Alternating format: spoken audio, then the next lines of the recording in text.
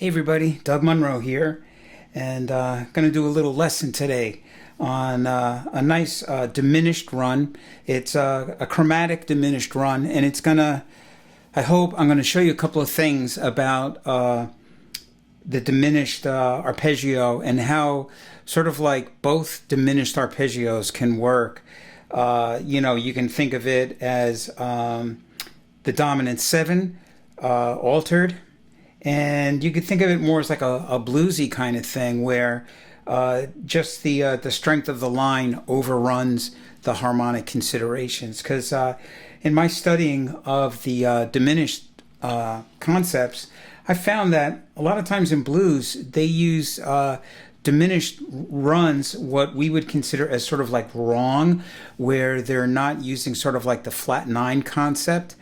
And it's just interesting. And they use it more of like sort of like a flat 3rd, flat 5 concept, 13. For example, say like on a G7 chord. You would think if you're going to use a diminished concept that it would be the flat 9 sort of,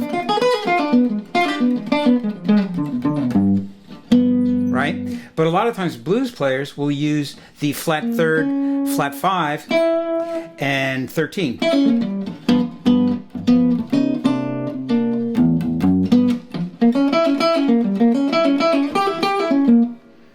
Kind of cool, So this little riff that I'm going to show you kind of has like both of those things in there, and I'm going to do it over a 3-6-2-5 in the key of C. So my 3 chord is going to be E minor 7 to an A7, the 6 chord dominant. Then the 2 chord D minor to the 5 chord G7. To the C chord, and I'm actually playing like a major 7 to really emphasize that, although maybe I'll play the 6-9.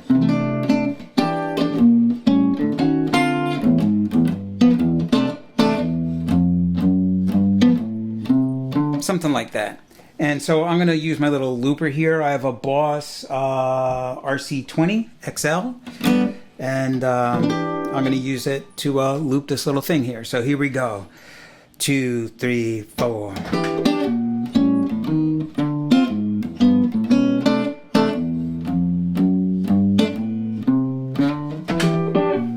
So there we have our loop set up. And now I'm going to show you this little run here, all right?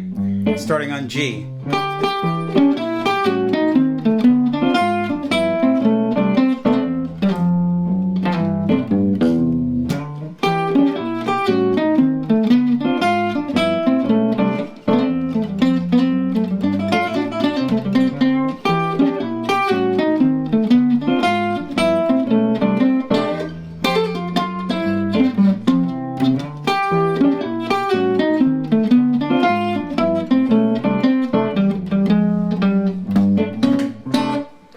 So there you go. And so what I'm doing is a little diminished arpeggio. And my starting note is G.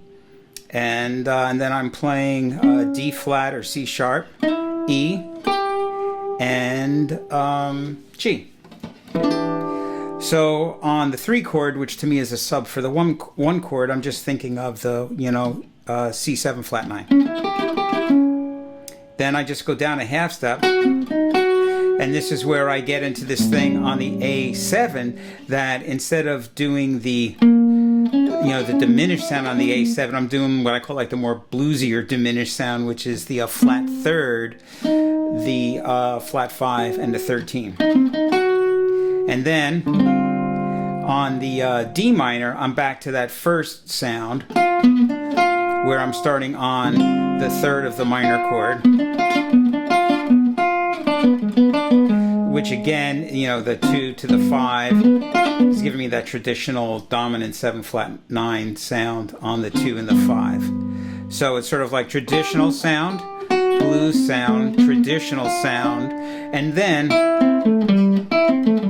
I want to end diatonic, so I ended, I guess you could think of this as a little A minor triad going down, E, C, A, G, which would be the 7th. So that's it.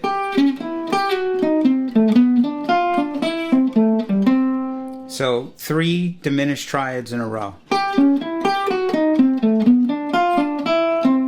Ending with an A minor triad or A minor 7 arpeggio, and then ending on C. Now the cool thing about this is there's so many variations. So the notes I'm playing, I'm starting on G, then I jump down to the D flat, then slide down, just go straight down, then starting on the bottom, and then coming down here. So there's so many ways to do it. I don't overthink it. I sort of think about, I start on the highest note, I can start on the middle note, I can start on the bottom note.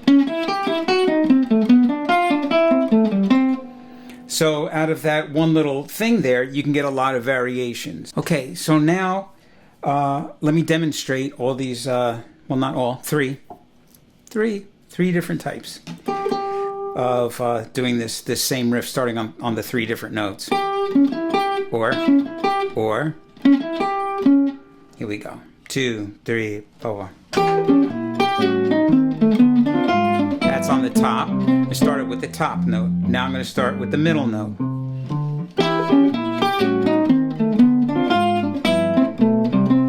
Now I'm going to start with the bottom note.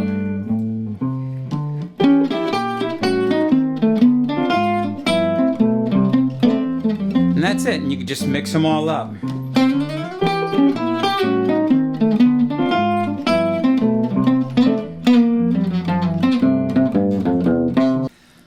So for an ending here, I'm just going to freeform a little bit over these 3, 6, 2, 5, and throw these diminished, this diminished idea in there. Here we go. 2, 3, 4.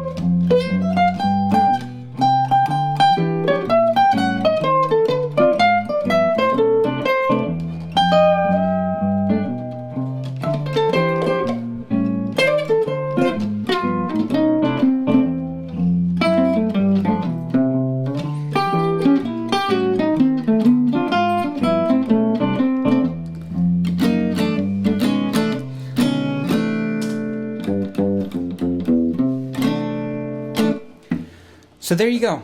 Hope this was helpful. A couple of ideas for doing stuff with this little diminished arpeggio thing. And yeah, just take it, move it around on the chords, and see what you come up with. All right, that's it. Until next time. Peace.